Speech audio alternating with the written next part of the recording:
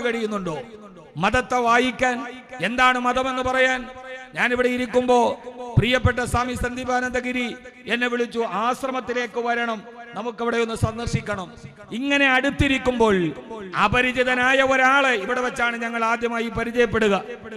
അവിടെ വെച്ച് എന്റെ ആശ്രമത്തിലേക്ക് ഉസ്താദ് വരണം എന്ന് ക്ഷണിക്കാൻ കഴിയുന്ന, മുൻവിധികളില്ലാത്ത, പരസ്പരം മറിയുന്ന ഒരു പരസ്പര ബഹുമാനത്തിന്റെ പേരാണ് മതം എന്ന് പറയുന്നത്. ആ കാഷായ വസ്ത്രധാരി ഒറ്റ മുണ്ടുടുത്ത് ഒറ്റയ്ക്ക് ഒറ്റ ദൈവത്തെ കാണാൻ പോകുന്നവനാണ് സന്യാസി എന്നാണ് സങ്കല്പം.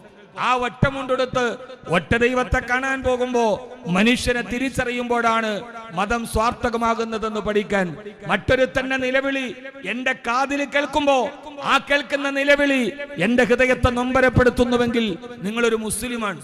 എപ്പോഴാണ് നിങ്ങൾ മുസ്ലിം ആവുന്നതെന്നറിയോ? ബാങ്ക് വിളിക്കുമ്പോ പള്ളിയിൽ പോകുമ്പോൾ മാത്രമല്ല.